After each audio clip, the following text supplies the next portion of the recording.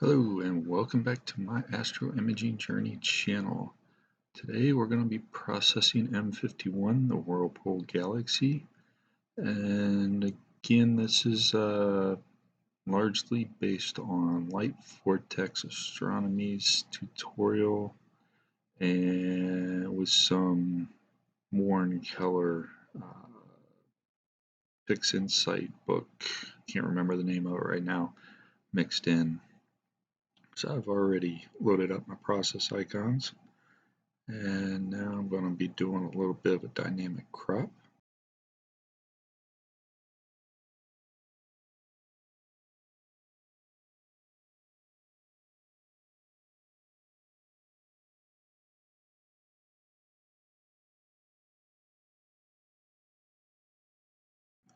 Alright, now get rid of dynamic crop and let's go into ABE, or automatic background extraction.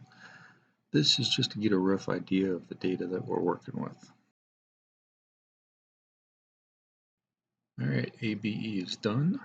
Let's do a quick stretch, and yeah, data is not too terrible. So we will move on to dynamic background extraction. But I want to save it first, and then we'll move on to the next one.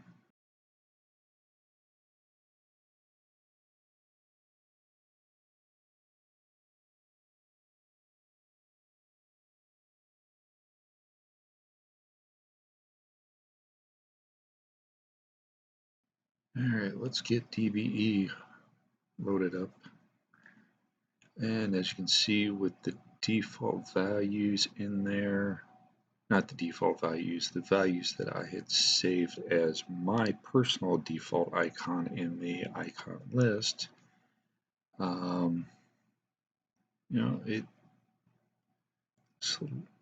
selected a decent area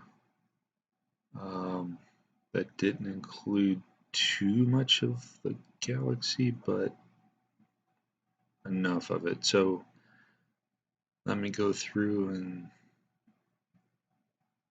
all these points, and yeah, we'll be back in a couple.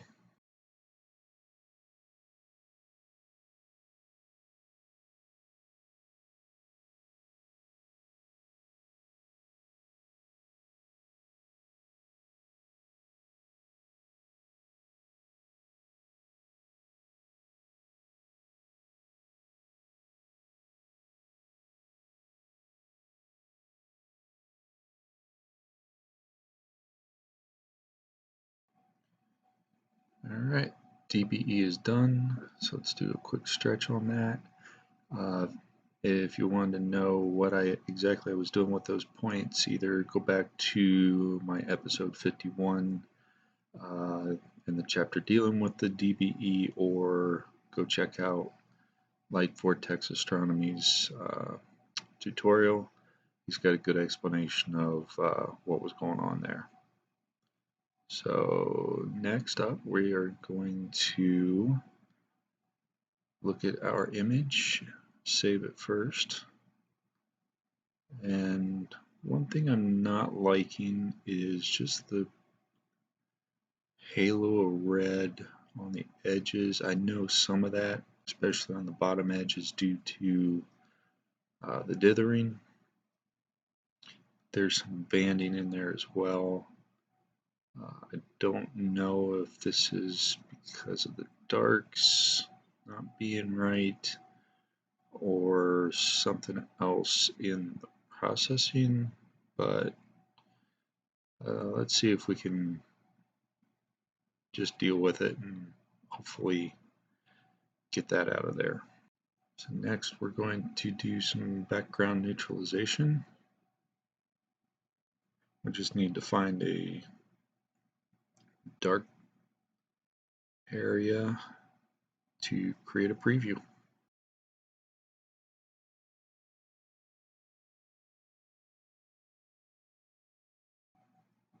Alright, next let's try photometric color calibration. The key here is making sure we get our coordinates correct. and our focal length and pixel size. Getting those three areas correct will help us ensure a good plate solve and a good color match. Now if you notice, I am entering 3920. My focal length with the focal reducer is 1960, but we are drizzled at a 2x rate, so we need to double that focal length to 3920, and let's see what we end up with.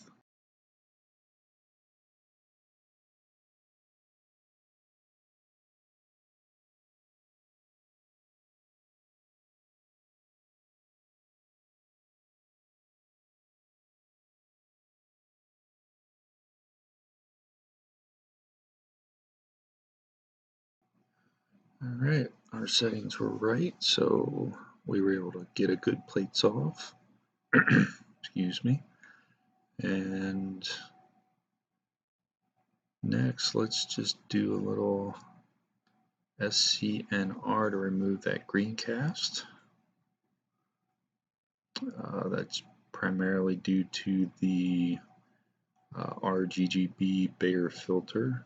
We got a double G, so we just need to get rid of some of the green value. Alright, and we just applied RGB working space to equalize our red, green, and blue values. And next up, let's grab a luminance.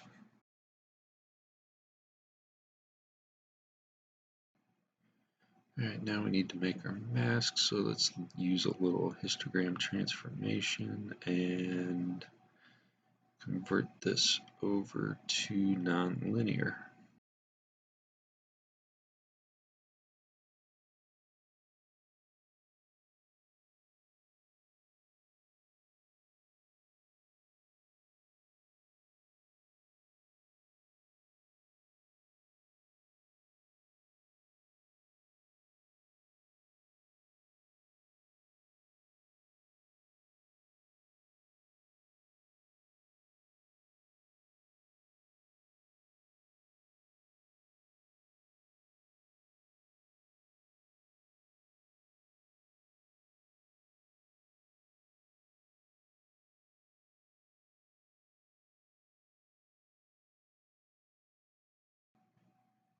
Next, we're going to use the star mask module or process rather, and I've got an intermediate star mask, a binarized star mask, and a contoured star mask.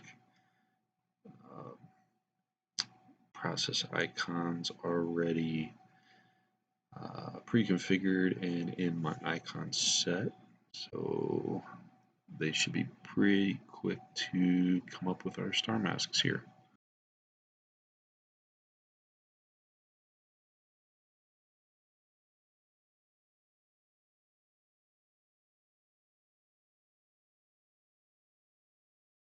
One thing I forgot to mention was that we are applying these star mask processes to the luminance that we stretched, not the actual image itself.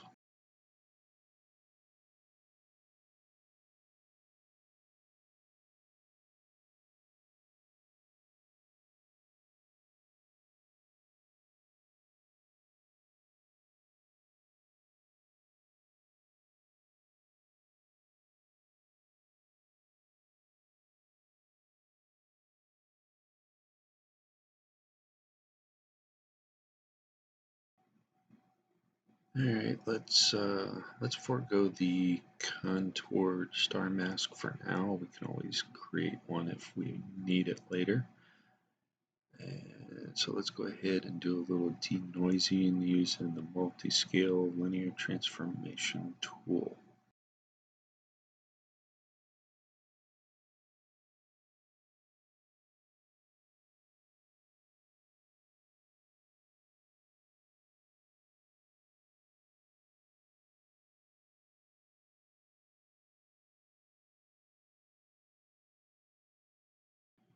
Alright, now it's time to do a little deconvolution. We first have to start with creating our dynamic PSF image, so let's get through it.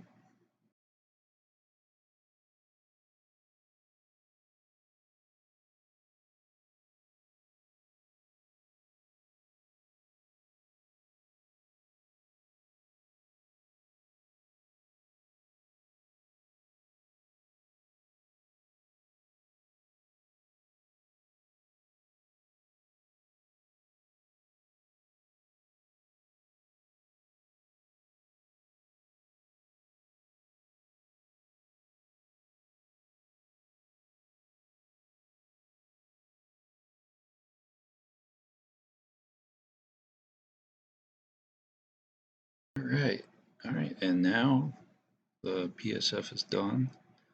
So next we're going to go into a little deconvolution and see if we can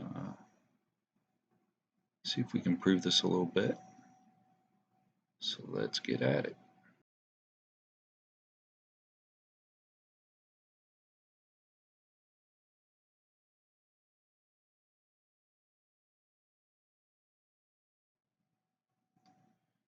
Alright, that looks really bad. It really accentuated the noise, so I'm going to have to play around with some settings. And let me pause this and see if I can get this a little bit cleaner, and I will be back. Alright, well, that was a couple hours I'll never get back. I'm just not liking the results I'm getting out of deconvolution. I'm still getting some worming. I'm getting some funkiness with the stars, especially in the center. And, I tried a whole bunch of different, tweaking a bunch of different settings and a number of iterations, and nothing seemed to work for me. So for this particular image right now, I think the data is just a little bit too bad. So I'm going to move on and leave it the way it is right now and move on to some sharpening, see what ends up being.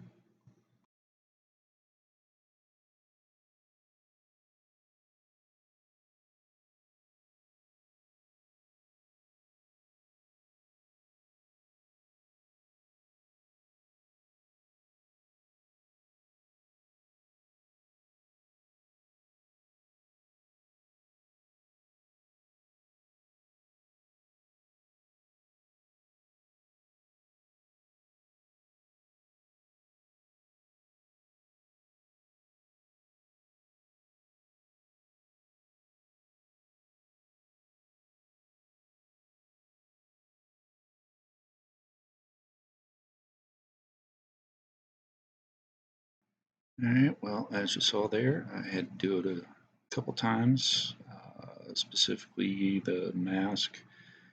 Just had to mask out what I wanted to keep and what I didn't want to work on. And, still not exactly the happiest with it, but for now we're just going to move on. And let's do a little histogram transformation and convert this thing over to linear.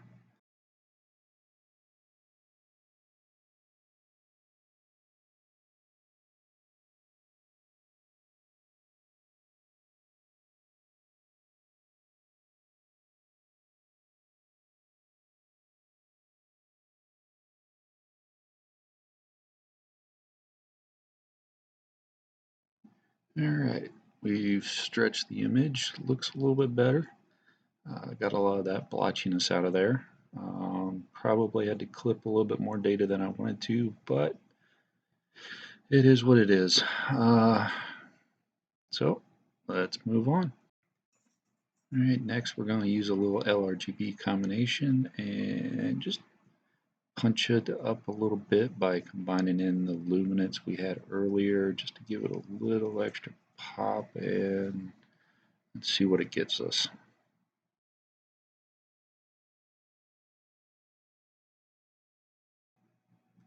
Alright, as you can see, it definitely helped to improve it a little bit, actually a lot bit, but it is a little bit muted in the fringes of the galaxy, some of that nebulosity towards the outer edges in the arms, so I'm going to play around with some of the slider values here, and let's see what we can get in the end.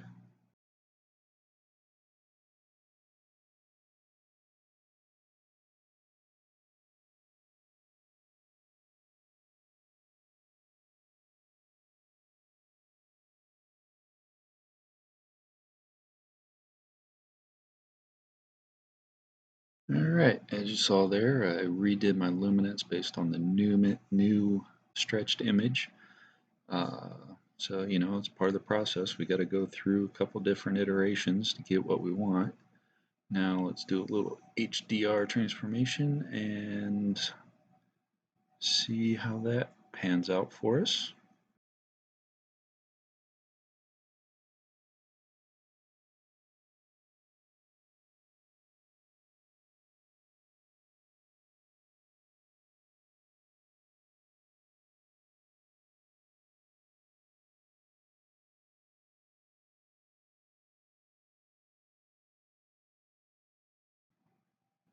Alright, and the HDR is done, so let's zoom in here and see what we got.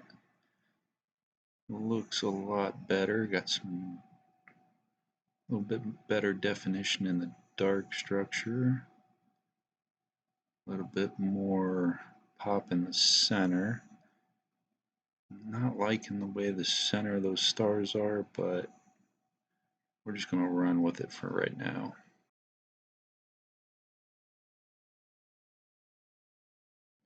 Alright, so like I said, I didn't like the way the stars were looking.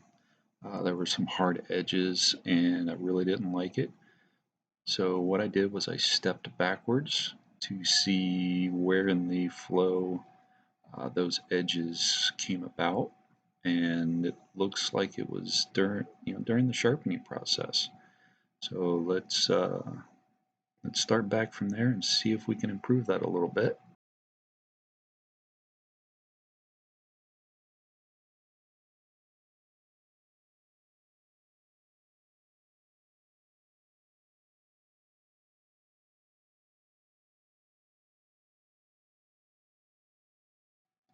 Alright, that definitely looks a little bit better than what it was, so let's continue on and redo our stretching and our HDR and luminance combine and all that good stuff.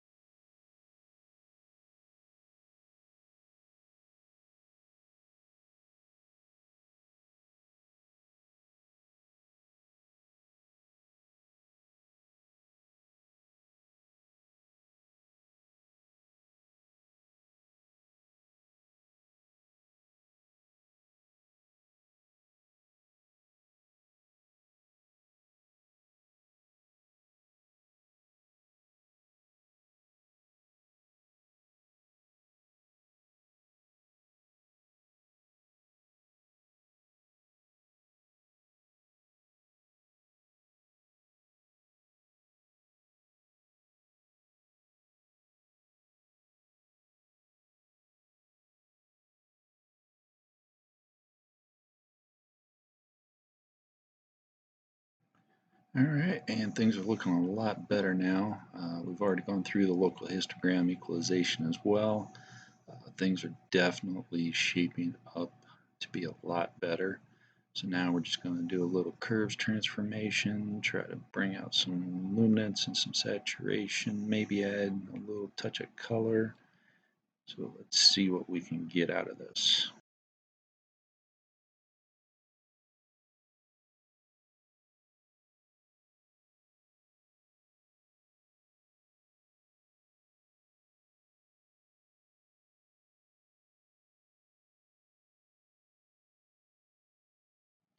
Alright, curves transformation is done, so now let's do a little dark structure enhancement. It is a script, so as you can see there, the process icon is just a placeholder.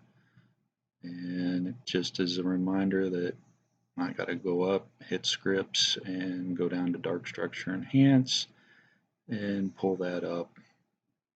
Excuse me, because we can't create process icons based off of scripts, unfortunately. So let's let this run.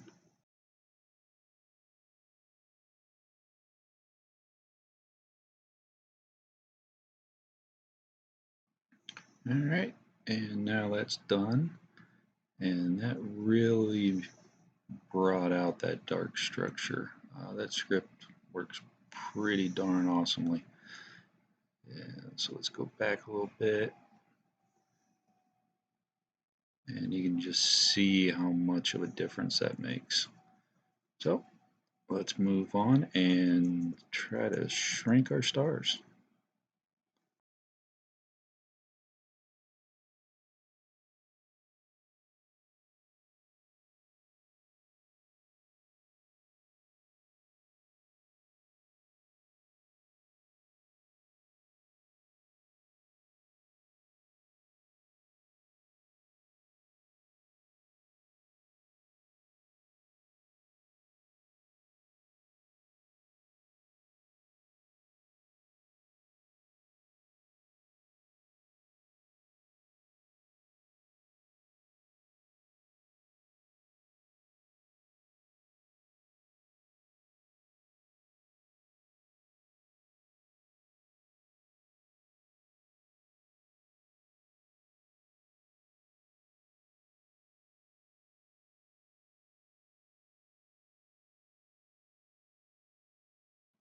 All right, and that is done. We've shrunk the stars, and I've already gone ahead and saved it.